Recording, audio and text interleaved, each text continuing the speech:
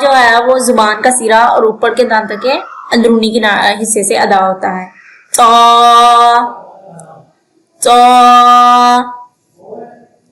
اس سے اگلا حرف ہے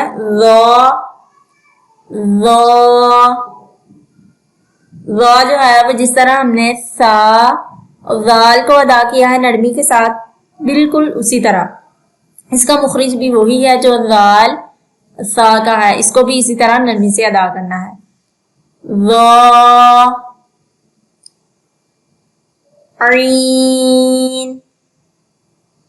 عین ہا اور عین یہ دونوں حلق سے ادا ہوتے ہیں. جس طرح ہا کا مخرج ہے اسی طرح جو ہے وہ عین کا مخرج ہے، تو عین بھی جو ہے وہ حلق کے درمیان والے حصے سے ادا ہوگا. عین غین جس طرح ہم نے خا کو ادا کیا حلق سے، اسی طرح جو ہے وہ غین کو بھی گلے میں خراش تھوڑی سی پیدا کر کے ادا کرنا ہے. غین فا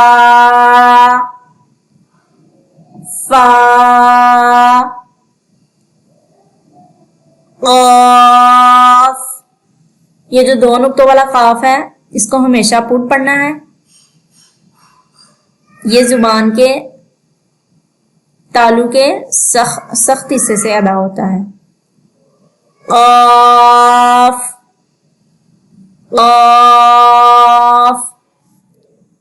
کاف اور یہ جو دو نقطوں کے بغیر کاف ہے اس کو ہم نے ہمیشہ باریک پڑھنا ہے. کاف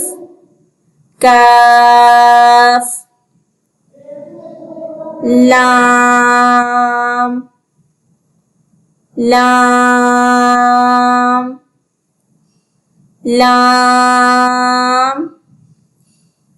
اگلا حرف آ جاتا ہے میم جو ہے وہ دونوں ہونٹوں کے خشک حصے سے ادا ہوتا ہے. جب اوپر والا اور نیچے والا ہونٹ ہم دونوں ملاتے ہیں دین میم ادا ہوتا ہے. میم نون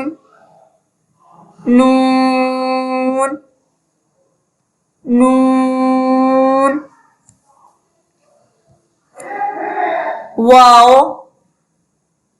دونوں ہونٹوں کی گلائی سے ادا ہوتا ہے. جب ہم دونوں ہونٹ گول کرتے ہیں دین واو.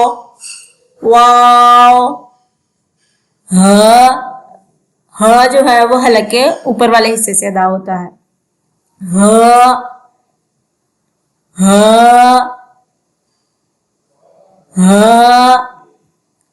حمزہ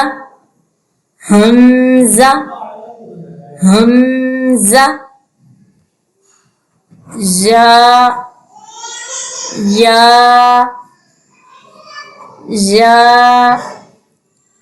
جی. تو پیارے بچوں یہ تھا ہمارا آج کا سبق. امید کرتی ہوں کہ آپ سب کو جو ہے وہ تمام حروف تہجی یا ان کو ہم حروف مفردات بھی بولتے ہیں آپ کو سمجھ میں آ گئے ہوں گے کہ کون سا حروف جو ہے وہ کہاں سے ادا ہونا ہے. تو آپ پریکٹس کیجئے گا گھر میں، بار بار لفظوں کو ریپیٹ کیجئے گا. جتنا زیادہ آپ منہ کھول کے اونچی آواز میں ان کو پڑھیں گے اتنے زیادہ جو ہے وہ آپ کو اچھے سے حروف جو ہیں یہ ادا ہوں گے. تو جتنا زیادہ حروف آپ اچھے سے ادا کریں گے اتنا تلفظ آپ کا کیا ہوگا، تلفظ میں آپ کو گرپ ہوگی.